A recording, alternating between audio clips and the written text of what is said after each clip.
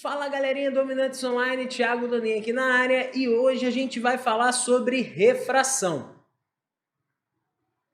Bem pessoal, a refração é um fenômeno óptico a qual a gente tem a luz mudando o seu meio de propagação.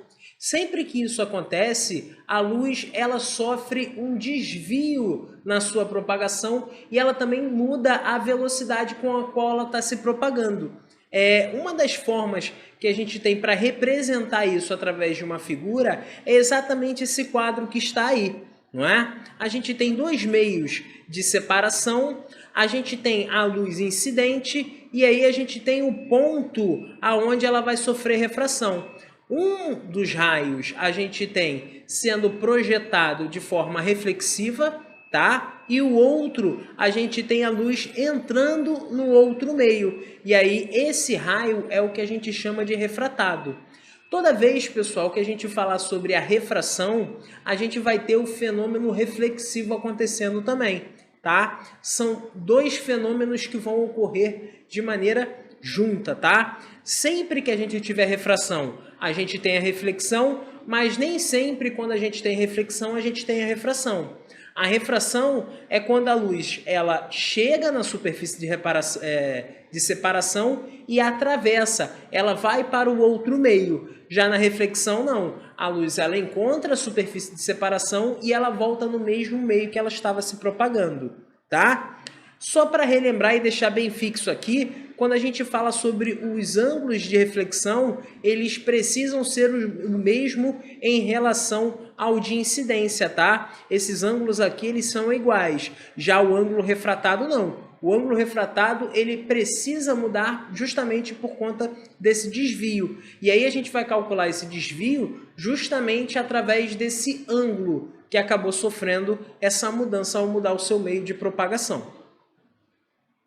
Para a gente falar sobre essa refração, a gente precisa entender como que a gente vai diferenciar esses meios a quais a luz está se propagando, tá? Uma das formas que a gente tem para diferenciar esses meios é através do seu índice de refração. A gente sabe que a luz ela se propaga através de uma velocidade. E os meios, eles acabam mudando a impedância que nós temos à passagem de luz. O meio que fornece a menor impedância possível à passagem de luz é o vácuo. E aí a luz acaba assumindo a sua maior velocidade possível, não é? Essa velocidade ela é constante, tá, pessoal? Ela tem um valorzinho sendo 3 vezes 10 elevado a 8 metros por segundo. Na maioria das vezes eles são fornecidos nas nossas questões, tá? Mas ela é um valor fixo e é a maior velocidade que existe. Nada é mais rápido do que a velocidade da luz no vácuo. E aí, esse Vzinho acaba sendo a velocidade que a luz tem naquele meio a qual ele está se propagando, ok? Uma das coisas que a gente precisa determinar aqui é que para o cálculo do índice de refração, a gente está dividindo velocidade por velocidade. Então, quando a gente faz um estudo dimensional, ou seja, se a gente quisesse aqui determinar qual é a unidade que representa o índice de refração, ela seria adimensional, justamente porque eu estou dividindo velocidade por velocidade. Então, índice de refração não possui unidade, ok? Trazendo aqui uma questãozinha para a gente fundamentar isso, ele fala o seguinte: no vácuo ou no ar, a velocidade da luz é de 3 vezes 10 elevado a 8, vezes 10 elevado a 8 metros por segundo. E aí ele fala, num vidro cujo índice de refração é 1,5, a velocidade da luz em metros por segundo bem, aplicando aqui a formulazinha do cálculo de refração, a gente tem que o N é igual a 1,5 e o C é igual a 3 vezes 10 elevado a 8 metros por segundo.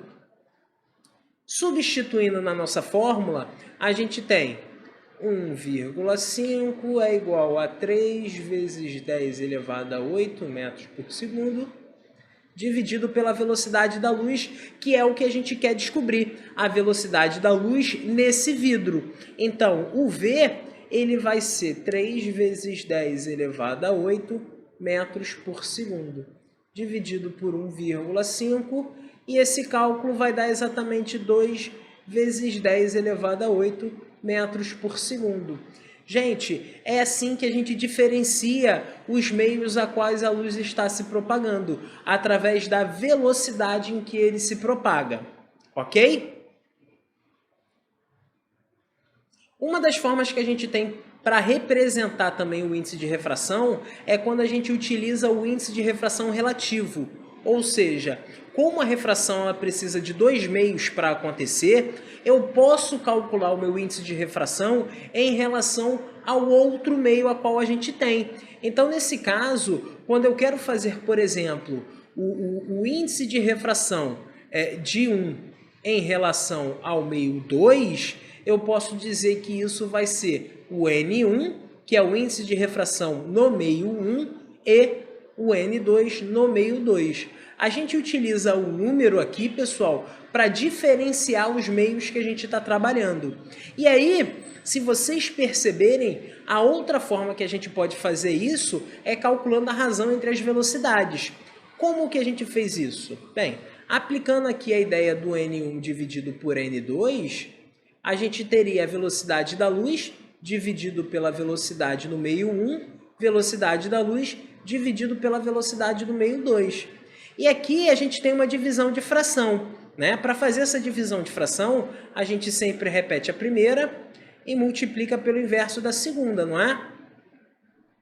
Cortando aqui a velocidade da luz, que é igual nos dois casos, a gente encontra que a razão entre os nossos índices de refração também pode ser representado pela razão entre as velocidades que nós temos, ok?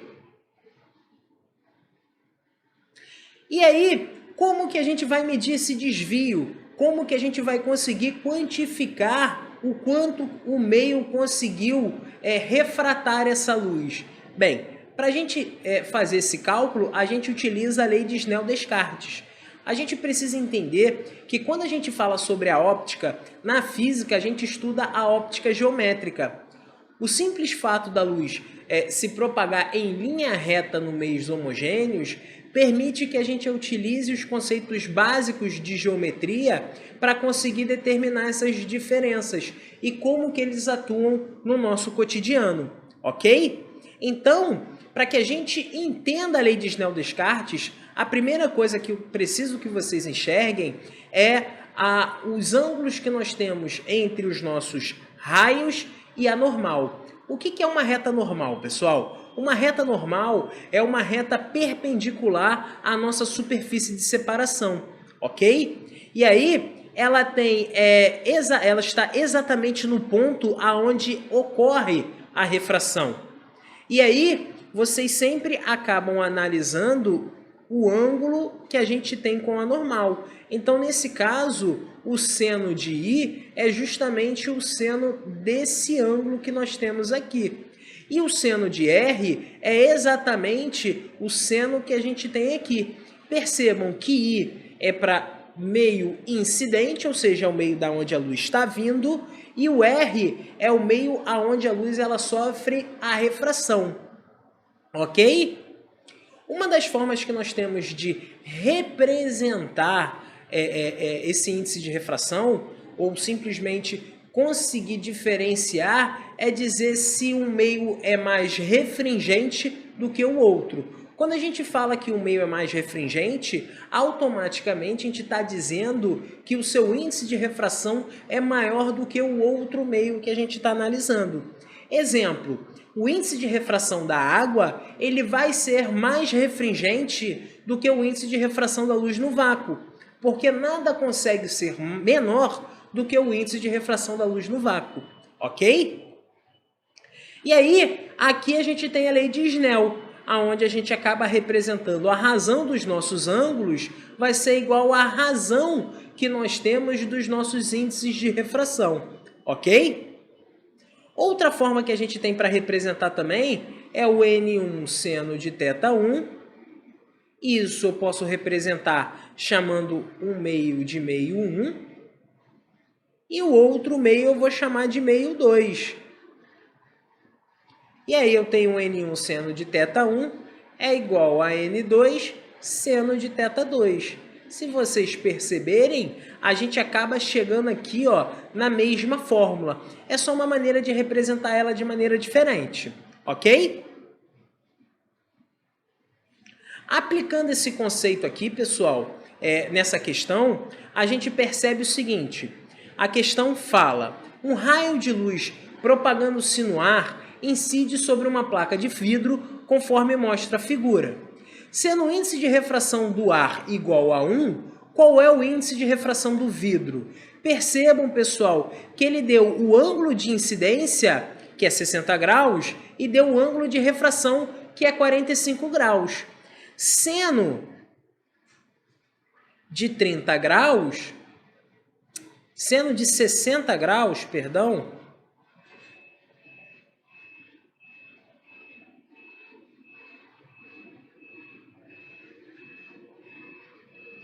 é igual a raiz de 3 sobre 2, e o seno de 45 graus é igual a raiz de 2 sobre 2, ok?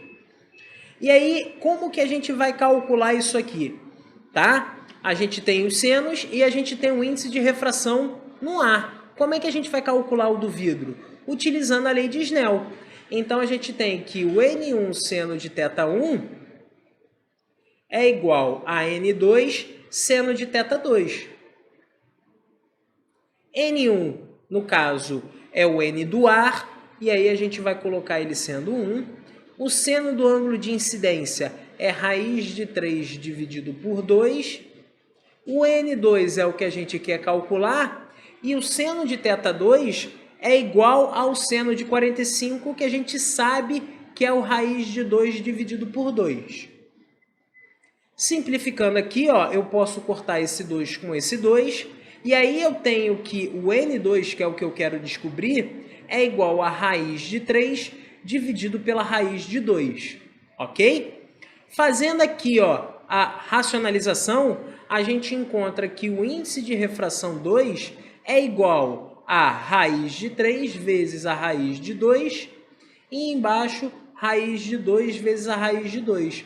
Lembrem-se, racionalizar, pessoal, é necessário porque eu não posso ter uma raiz em meu denominador. Então, uma das formas que a gente tem para que isso não aconteça é multiplicar e dividir a nossa fração pelo mesmo valor que está no denominador. E aí, com isso, eu consigo tirar, não é, a raiz que está no meu denominador.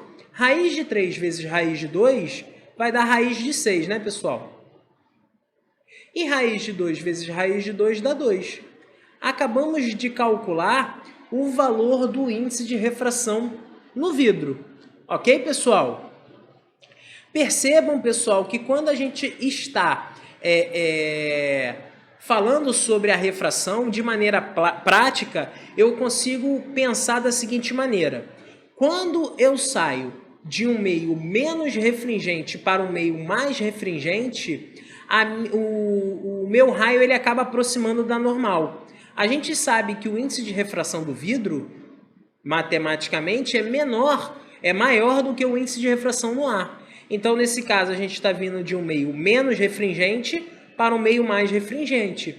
Então, do menos para o mais, ele aproxima da normal. Percebam que a incidência aqui era de 60 e o refratado passou a ser 45 graus. Ele se aproximou. Se fosse ao contrário, se ele estivesse no meio mais refringente e indo para o meio menos refringente, ele se afastaria da normal. Ou seja, o ângulo refratado ele teria que ser maior do que o nosso ângulo de incidência. Só uma dicasinha para que vocês de vez em quando percebam o que está acontecendo nas nossas questões, ok? Bem, pessoal, e esse é o início da nossa aula de refração. Aqui a gente aprendeu a utilizar a lei de Snell. Na próxima aula, a gente continua a nossa aulinha de refração. Bom estudo!